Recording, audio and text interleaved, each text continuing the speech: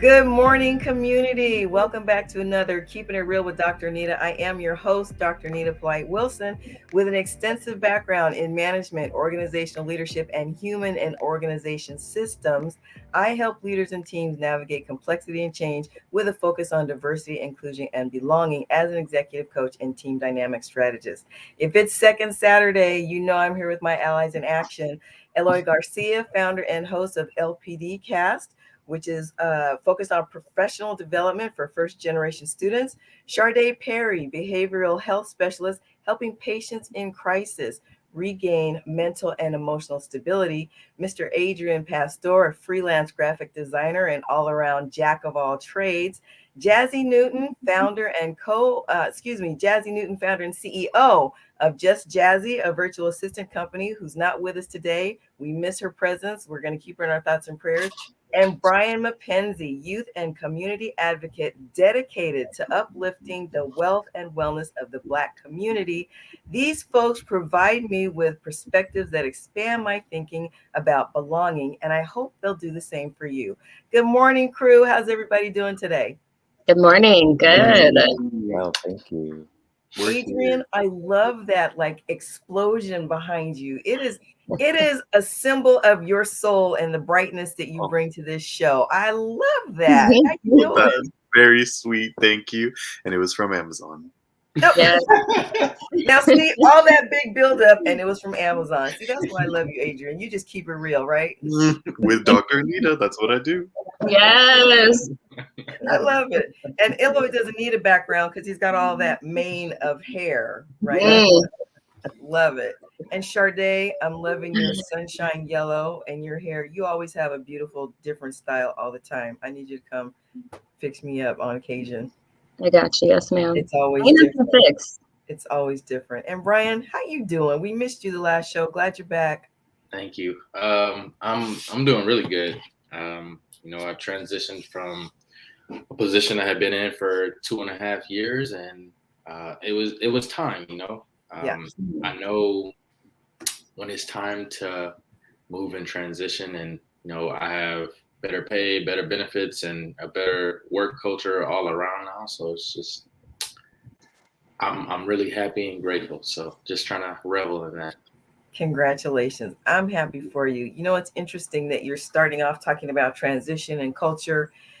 I don't think people realize that when you go from one level to another level, the challenge is not being at this level. The challenge is the transition to the next level. And a lot of times, what makes it successful, well, I dare say most of the time, what makes us successful is the type of leadership that we have in our corner. And last week, we kicked off the month of February, the month of love, talking about love and its various aspects. And today, I want to hear from you all about a particular leader that you had that you felt love from. Love in terms of loving you as a person, as a valuable member of the team, and really pushing you forward when you needed it, supporting you when you needed it. I want to hear about those stories. So, who wants to go first? Yeah, I'll share if that's okay. Okay. So I was fortunate to grow up in a neighborhood with a community center about a block away.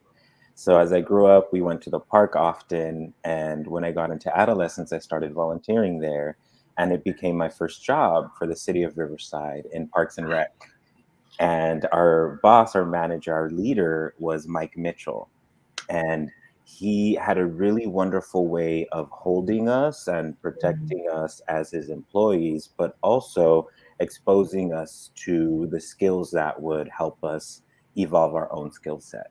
So if we had all these wonderful ideas as teams for programs we wanted to do, he would say things like, great, write it up. Think of all the questions I'll come up with and bring it to me.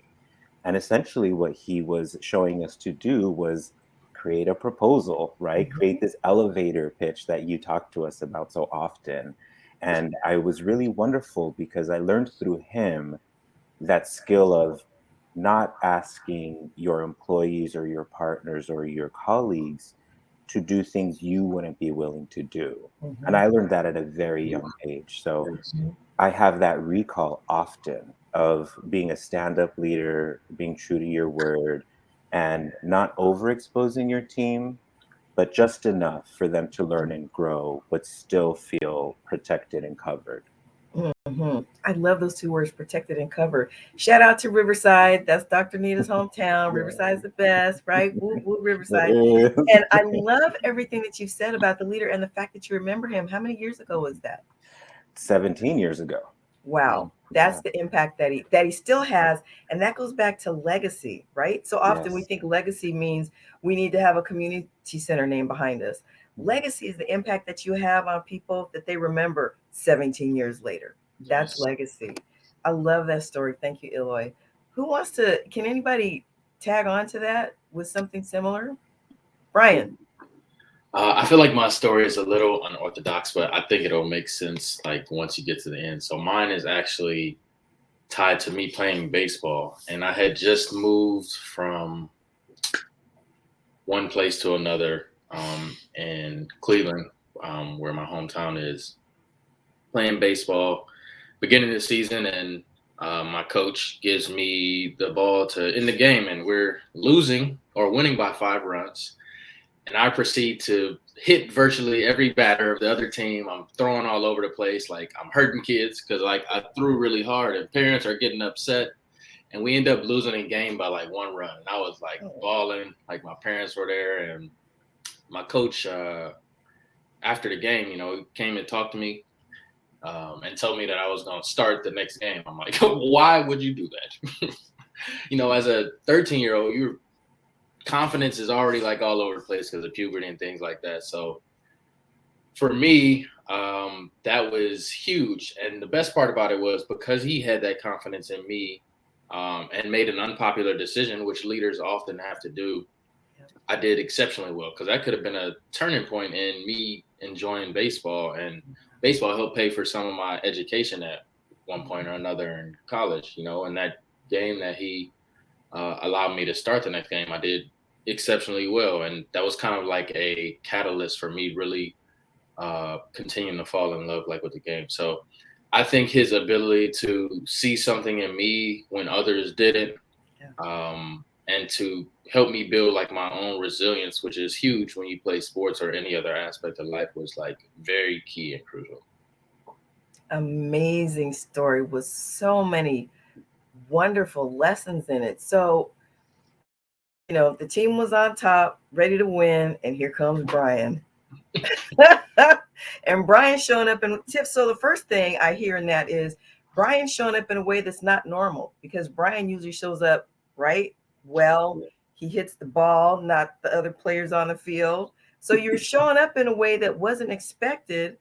Yes. And when it was all over, of course, we always beat ourselves up worse than anybody else. But for the coach to come over and tell you, well, let me ask you this. Did he even say, well, what were you thinking out there? What happened? Or was the first thing out of his mouth was, it's good, you're starting the next game? It was encouragement and uplifting words. Nobody asked what happened. It was clear. I was not with it. Yeah. And I can laugh about it now, but it was really tough, like in the moment. But he was, like I said, just uplifting and supportive, and did something that I don't think anybody anticipated. When you see somebody hit your kids, 5 or 6 of them, and they're not throwing soft at all, it's like, okay, like, how is this going to go? So immediately, and I think that's the best time too, just to build somebody's confidence on. Because if you would have let it go and not let me pitch again for 3 or 4 weeks, the first thing in my head is going to be me and the negative experience I had. So it was brilliant if you think about it. It was. So team, before we go to the next question, let's unpack this a little bit more. So let's take this and translate it to the workplace. Let's say there's a huge presentation, big dollars on the line, and you're the presenter, you screw it up. Typically, what happens? The boss doesn't come over and say, you know what, we'll put you up first next time. That's typically not what happens.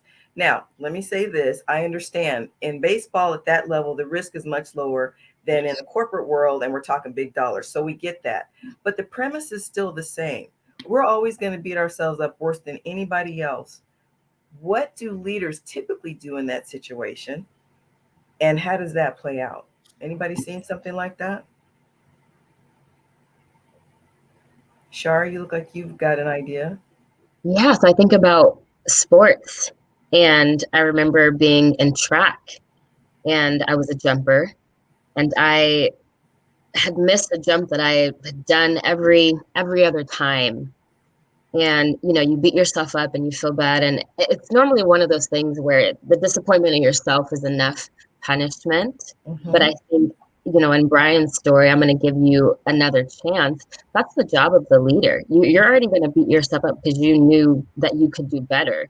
So I'm going to be here on the flip side, and I'm going to do the opposite. I'm going to encourage you, and I'm going to give you another chance, and I'm going to fight that negativity because I see the potential. And I think that's what a leader is supposed to be. You need to see your team, but more than that, you need to see the potential in each and every one of them so you can help bring that out. So I think in the workplace, more often than not, though, what happens?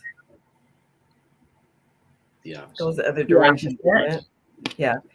In the workplace, if a game is, on the line, figuratively speaking, and you don't come through, you're benched. Let's go get you back for some training. What is it that you don't get about this? It's not that I don't get it. I had an off day. And we understand that there are consequences to our actions. We understand that there are consequences if we don't perform. We get all that. However, it's the spirit that the leader takes in those moments immediately following. How often do we see a situation like Brian's where the leader comes alongside and says, I know you had a bad day, but I'm still going to put you in the next game versus, yeah, we need to sit you out for a couple of days. And what does that do to us? I think a skilled leader will use recall for their own experience. Brian's coach, Shar's coach, probably had a bad day too, right? And can recall that feeling of low and disappointment, and I let the team down. And who knows if this company is going to reach out to us again for a presentation. But at that point, the presentation is done, right? And if we want to maintain cohesiveness and trust on our team, then a skilled leader will use their own recall and call that person back in and lift that person back up. And yes, there might be some training that we do after to make sure we don't, fumble again. But this one moment doesn't define your whole relationship with the company. Hopefully the stakes weren't that high that it won't. But that skill of recall and building up instead of that immediate reaction to reprimand, I think, is the delicate balance in these moments where a leader can uplift the employee and the team rather than diminish their self-esteem. Absolutely. I love that. And that really goes back to something that I always say. We need to, as people first and leaders second, we need to be really comfortable with extending grace to ourselves, because only when we know how to extend grace to ourselves can we extend grace to those that we work with and the people that we lead. So now let's take the conversation in that direction. Shar or Adrian, can you think of a specific time where things didn't go quite the way you planned and your leader came over and shared with you some of their own experience in a way that encouraged you and inspired you and gave you the confidence to get right back into the game? Either one of you think of something like that? Adrian?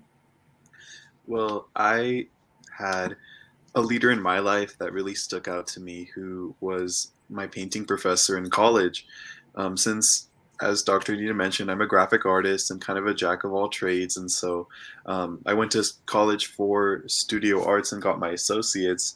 And I had a professor who just saw so much in me that I didn't see at the time. And as a queer young artist, learning who they are, learning about the people around them, learning about art, and all of these things that were going to be really integral to who I am as a person, she really just fostered like a really safe space for me to feel like I can create and do things for the first time. I felt like somebody was really seeing me for who I was and the stuff I wanted to make. And even if it was wild and crazy, she still understood me and gave me the opportunity to do that. And so I always appreciate that. And I think there were a lot of new techniques I was learning and things that I was practicing that I hadn't practiced before, with painting and with learning about these different mediums and all the ways that you can make your best work of art with the skills that you have.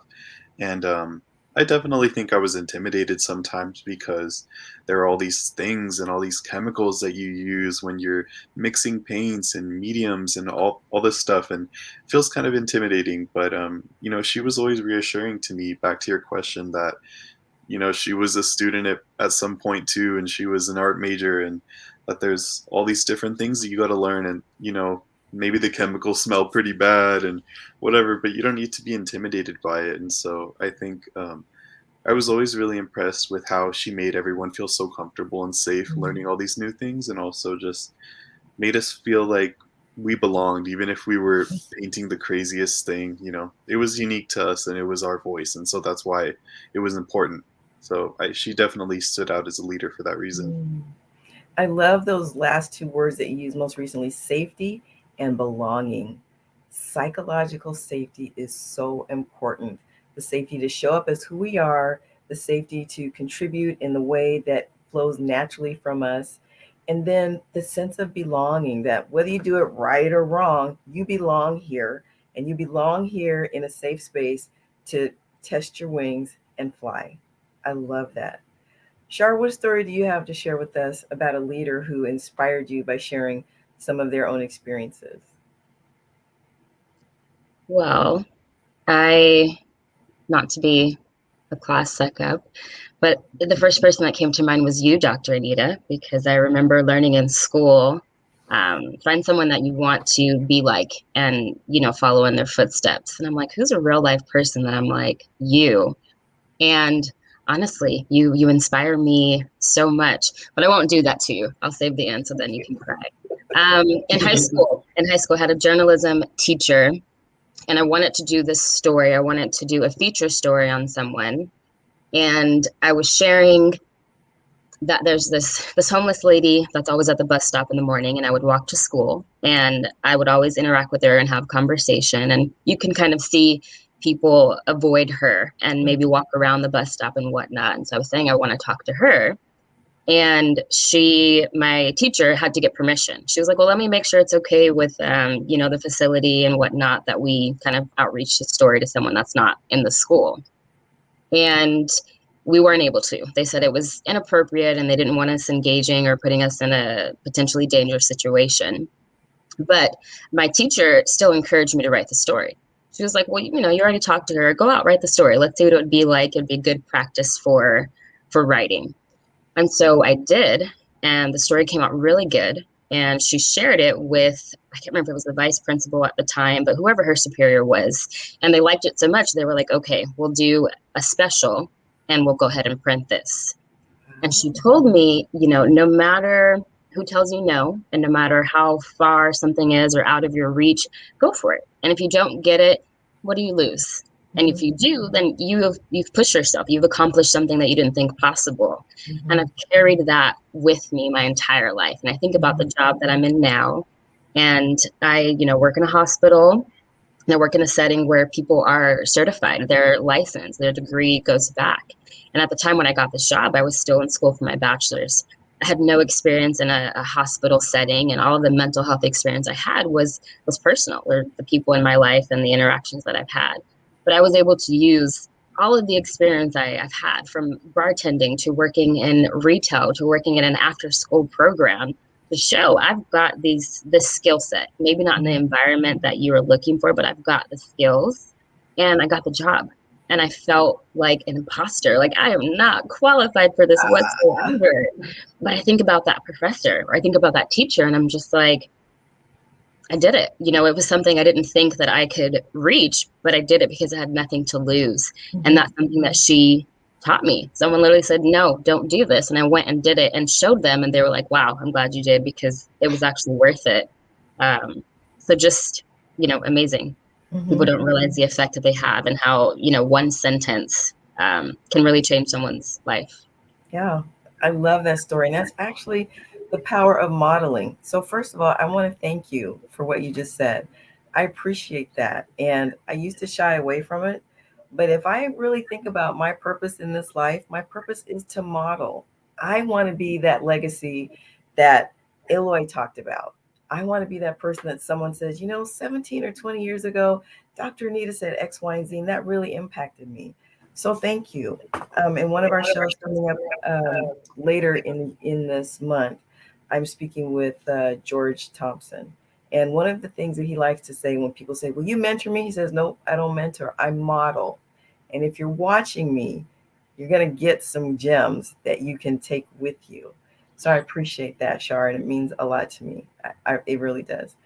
This group is tight, not because we're hanging out every weekend, not because we're always, chopping it up during the week, but because we have a sense for one another. We've got that psychological safety going on together. We support one another, but I think more importantly, there's definitely belonging in this group, because as much as you all tell me that you get from me, I get so much from each of you, who you are, how you live, what you share, and that's why we're doing this particular offering to our community together. So now I'm going to flip the script. I'm good for that. I want to know from each one of you, what is it that you do as a leader to either model or inspire or just love on the folks that are in your circle? And I just want to be clear that being a leader does not necessarily mean that you have people formally under you, but people that are watching you, people that you are around, people that you are inspiring, people that you're modeling for, especially if you're modeling kindness and love. So, who wants to share first? I can go ahead. Okay. So, as you mentioned, I don't really have people under me as that form of a leader, but I do think it's important to look at myself as a leader in daily life, just like modeling behavior, being a good person. Um, I wouldn't say I'm like necessarily a moral leader, or I don't know, maybe I don't see myself as one, but I definitely think that people, friends in my life, look to me in a way where I kind of help them stay grounded. And I think that's something that I try to pride myself on, is like being present and being able to help people feel that sense of safety, because I know that I love to feel that way. And so I just try to like bring people in that way. And I think it's definitely important to look at our daily life as just like an opportunity to, whether or not we see ourselves as a leader, be, someone who models positive behavior and compassion and, a desire for change if it needs to be there. And so um, that's kind of where I see myself. And I agree with you 100%. I see you there too, especially when you said bringing people in. We are in a day and age, and you all know this, I'm not telling you anything that you don't know, where we're still trying to figure out this whole, what is the new normal, or what is the next normal going to be? And while we're still somewhat physically distanced, that also means that it impacts our ability to be psychologically dependent. So we need to always be bringing people in just by how we show up and how willing we are to engage with folks and say, hey, what do you need? Even if that's just a smile or to sit in silent solidarity with someone. That's really what this work is about. How do we call people in? I love that, Adrian. Thank you for sharing. Who's next? I will go next. Okay. So one of my favorite words that other people has used to describe me is resilient. Yes. And I always say that's my secret weapon, my resiliency. It's the only thing that works against fear, because I'm reminded no matter what you go through, you'll be okay. You'll make it. And I'm reminded everything that I've been through and where I'm standing today. And there's situations where it's like, I didn't think I'd ever be able to get up from this. And I think about my brother passing last year, and I think about that pain, and I can't imagine ever feeling anything else. But you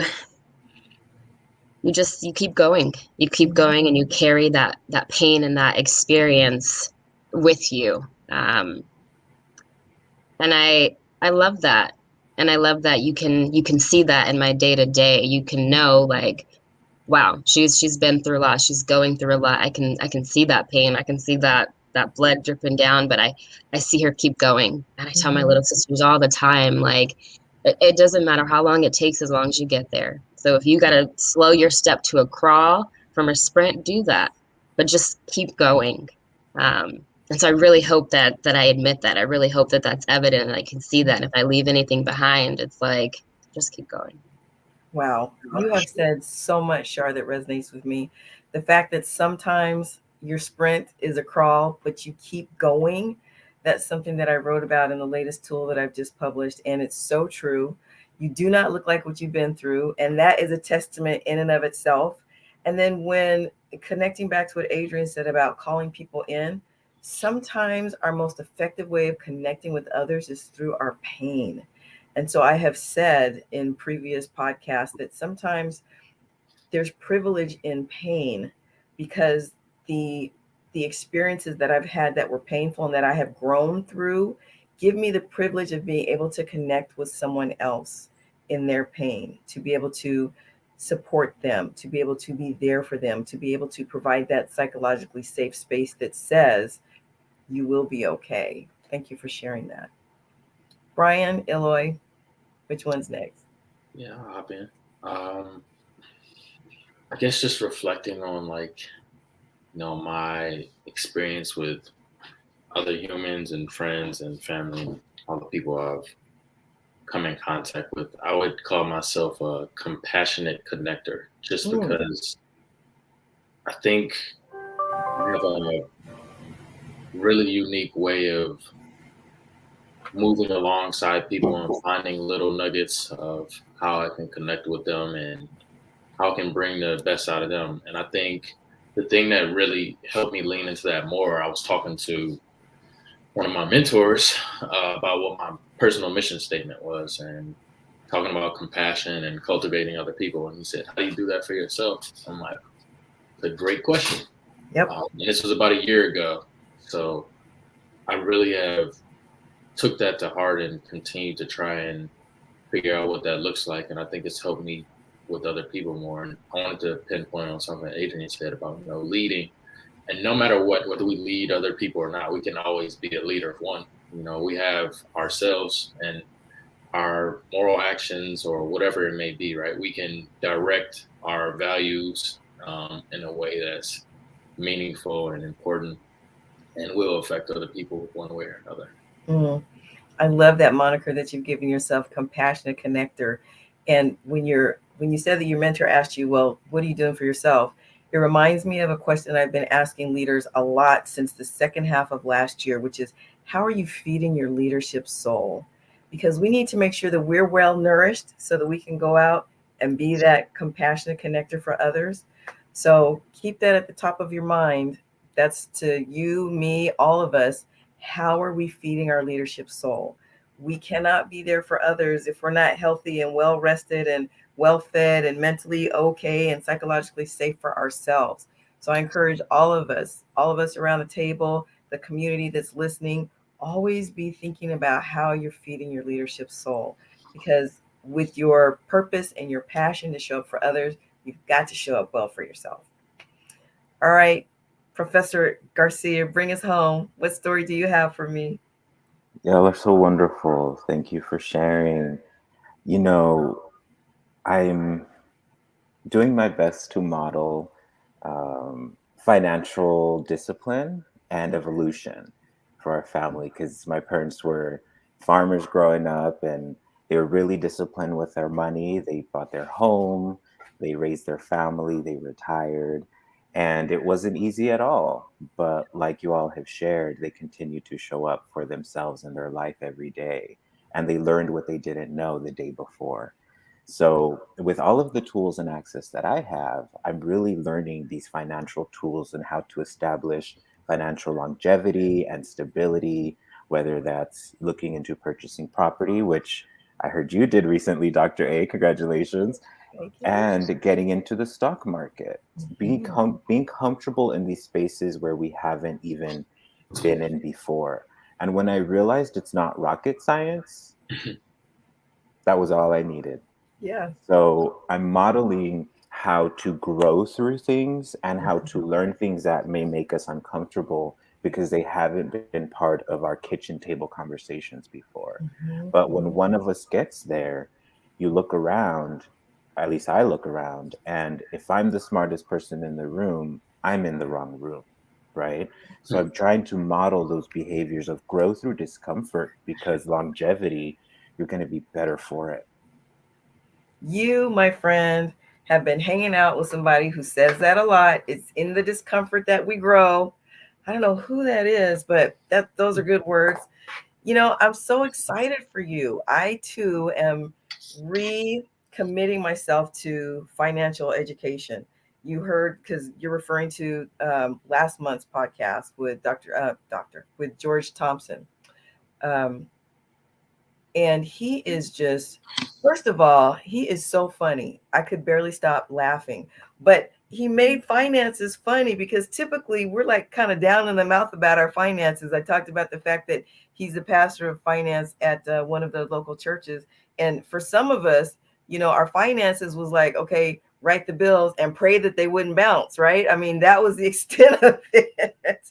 And now when you know better, you do better. So I'm happy for you, and the fact that you're modeling behavior, and what you said about growing through the discomfort. And then when you realize it's not that we can't, it's that we didn't know, because they weren't part of the kitchen table conversations. So now we're expanding, right, the repertoire of topics that we discussed at the kitchen table. Love it, love it, love it. As always, this has been such a joyous conversation. We miss Jazzy. Hopefully she'll be back with us next week. But those who are supposed to be here were here and shared what our audience needed. I want to thank you for being part of another Keeping It Real conversation that matters.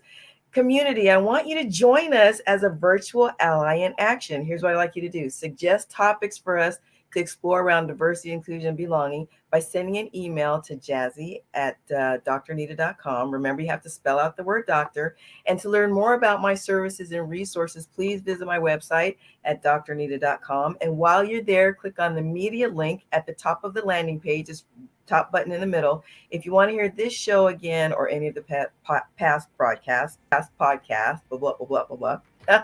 You can also find me on your favorite podcast player. So please subscribe, follow, rate, and like. It means a lot to me so that I can continue delivering meaningful content to you.